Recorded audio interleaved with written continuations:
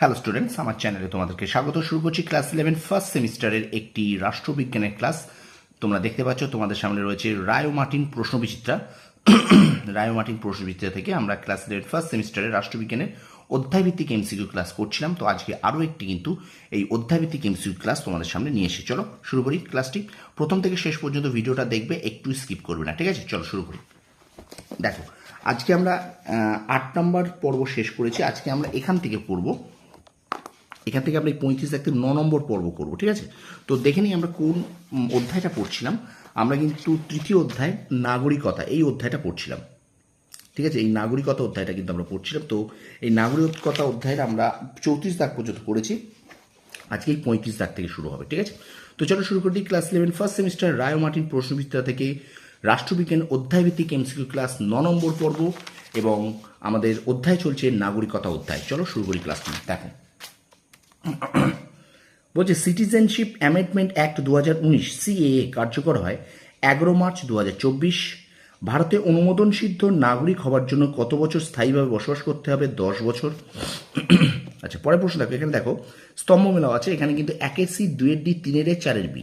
দেখো, এই অধ্যায়টা তোমরা কিন্তু একটু বুঝে পড়ো, শুধু এমসিকিউ করে যেও না, ঠিক আছে? একটুখানি তোমরা বুঝে পড়ো, কারণ এখানে কিন্তু তোমাদের এই নাগরিকতা, এইগুলো জিনিস আছে, যে রক্তের সম্পর্ক নীতি কী, জন্মস্থান নীতি কী, এইগুলো একটু বুঝে পড়তে হবে, ঠিক আছে? তো এখানে স্তম্ভমেলাটা আছে 1-এর সি, 2-এর ডি, 3-এর এ, 4-এর বি, ঠিক আছে? আচ্ছা, পরের প্রশ্ন দেখো, নাগরিকতা অর্জনের ক্ষেত্রে রক্তের সম্পর্কের নীতিটি অনুসৃত হয় সুইজারল্যান্ড ও ফ্রান্সে। ঠিক আছে? এই উদাহরণগুলো কিন্তু পড়বে পরীক্ষায়, ঠিক আছে? আচ্ছা, মাদার টেরিজা ছিলেন ভারতের কী ধরনের নাগরিক? অনুমোদন সূত্রে বা অর্জিত নাগরিক। তুমি এটা একটু তোমার জেনে রাখা দরকার, অনুমোদন সূত্রে নাগরিক কাকে বলে বা অর্জিত সূত্রে নাগরিক কাকে বলে, এগুলো তোমার জানতে হবে কিন্তু। আচ্ছা, এনআরসির পুরো কথা কি? ন্যাশনাল রেগুলারিটি সিটিজেন, সরি কি বলে ফেললাম, ভুলভাল। আচ্ছা, এইটা হবে national register of citizen. Sorry, আমি এটা হট করে একটা দাগিয়ে ফেলেছিলাম। উত্তর হবে কিন্তু 40-এর B, national register of citizen, ঠিক আছে? সরি, এখানে ভুল করে আমি এখানে দাগিয়ে ফেলেছি, ঠিক আছে? তাহলে এনআরসি পুরো কথা national register of citizen, NRC পুরো কথা ন্যাশনাল রেজিস্টার অফ সিটিজেন্স, ঠিক আছে? পরের প্রশ্ন দেখো। আচ্ছা, সিটিজেন একটি ড্যাশ শব্দ, ইংরেজি শব্দ। আচ্ছা, এখানে দেখো বিবৃতি আছে, তাহলে বিবৃতিটা তোমরা ভালো করে দেখবে। বিবৃতি 1 এবং 2 উভয় কিন্তু সত্য, বিবৃতি 1 এবং 2 উভয় সত্য, ঠিক আছে? তোমরা বিবৃতি দুটো কিন্তু ভালো করে দেখবে। আচ্ছা, রাজনৈতিক অধিকার ভোগ করে নাগরিকরা। আর আচ্ছা, নাগরিকতার ভারতীয় অবসানের অন্যতম শর্ত রাষ্ট্রদ্রোহিতার অপরাধের দোষী প্রমাণিত হওয়া, ঠিক আছে? পরের প্রশ্ন। আচ্ছা, সঠিক উত্তরটি নির্বাচন করো। নাগরিকতার অবসান, দেখো এখানে আছে ভারতীয় সংবিধান অবমাননা আর যুদ্ধক্ষেত্র থেকে সৈন্যের পলায়ন। এখানে কিন্তু অন্য রাষ্ট্রের উপাধি ও চাকরি গ্রহণ, এটা কিন্তু হবে নাগরিকতার অবসান। এখানে কিন্তু এই অধ্যায়তে কিন্তু নাগরিকতা অবসানের অনেকগুলো কারণ আছে, তোমরা এই কারণগুলো কিন্তু একটু তোমরা দেখে নেবে।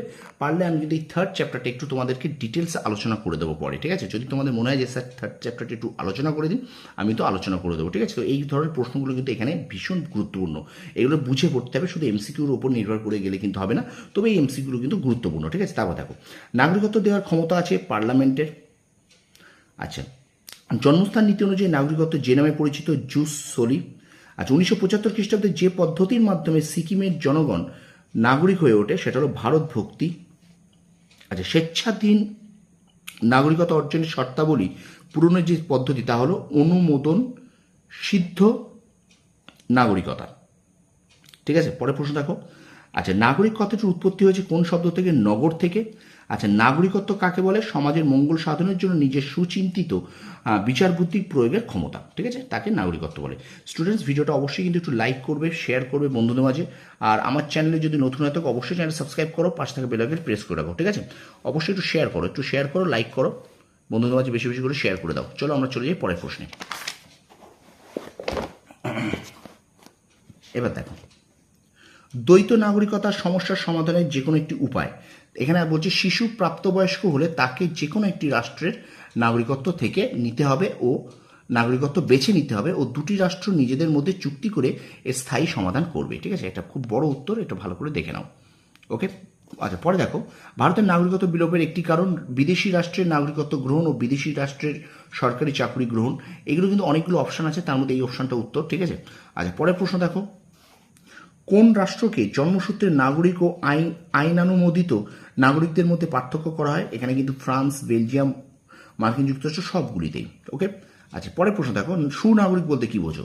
আর সুনাগরিক বলতে বোঝায় দেখো সাধারণভাবে নাগরিকদের মধ্যে যারা বিশেষ কয়েকটি উৎকৃষ্ট গুণ, যেমন বুদ্ধিমত্তা সম্পন্ন, আত্মসংযমী, বিবেকবান এর অধিকারী, একে কিন্তু বলা হয় সুনাগরিক। আচ্ছা, তারপর দেখো প্রাচীন গ্রিস বা রোমে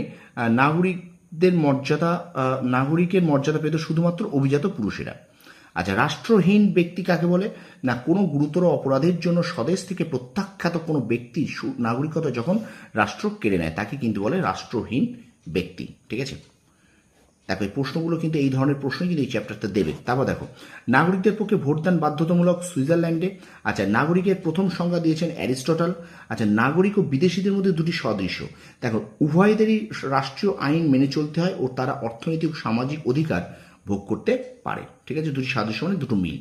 তারপর দেখো কোন দেশের মহিলাকে বিবাহ করলে কোনো বিদেশি পুরুষ মহিলার দেশের নাগরিকত্ব পাবেন? জাপান।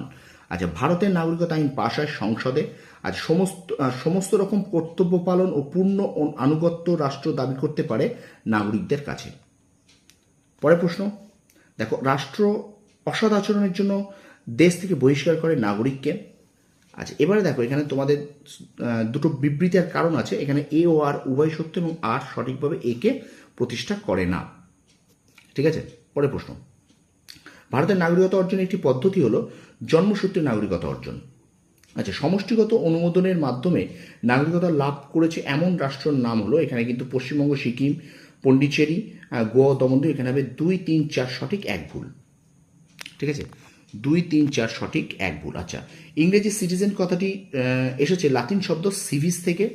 আর অভিবাসন দেখো, এখানে দেখো অভিবাসন দপ্তর, আবেদন পূরণ, নাগরিক হিসেবে শর্তগুলি পূরণের শপথ গ্রহণ, নাগরিক হিসেবে শংসাপত্র লাভ। এখানে কিন্তু অনুমোদনের দ্বারা নাগরিকতা অর্জনকে বোঝাচ্ছে। এই যে প্রসেসটা, এই প্রসেসটা কি? এই প্রসেসটা কিন্তু অনুমোদনের দ্বারা নাগরিকতা অর্জন। দেখো এই প্রশ্নগুলো কিভাবে এখানে দিয়েছে, এইগুলো কিন্তু এইভাবেই প্রশ্ন দেবে। ঠিক আছে, তো সুতরাং প্রত্যেকটা প্রশ্ন তোমরা ভালো করে দেখবে, ভালো করে পড়বে। ঠিক আছে, প্রত্যেকটা প্রশ্ন। ঠিক আছে, চলো আমরা আজকের ক্লাসের শেষ প্রশ্নটা পড়ে নিই। এটা 70 নম্বর প্রশ্ন। দেখো বিদেশি কাকে বলে? বলছে যখন কোনো ব্যক্তি তার নিজ রাষ্ট্র ছেড়ে বিশেষ কোনো কার্য উপলক্ষে অন্য রাষ্ট্রে সাময়িকভাবে বসবাস করে তাকে আমরা বিদেশি বলি। ঠিক আছে, তো এই পর্যন্ত আজকে থাকলো আমাদের। আজকে কিন্তু ক্লাস 11 ফার্স্ট সেমিস্টারের রায়মার্টিন প্রশ্নবিদ্যার রাষ্ট্রবিজ্ঞানের 9 নম্বর ক্লাস আমরা শেষ করলাম। 70টা প্রশ্ন, এখানে 70 নম্বর এখানে শেষ করলাম। তো ভিডিওটা যদি ভালো লেগে থাকে অবশ্যই তোমরা লাইক করো, কমেন্ট করো, বন্ধুদের মাঝে বেশি করে শেয়ার করো।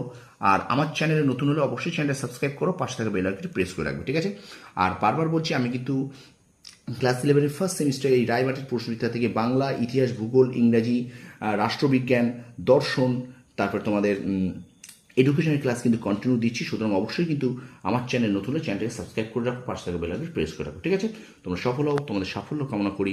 ধন্যবাদ।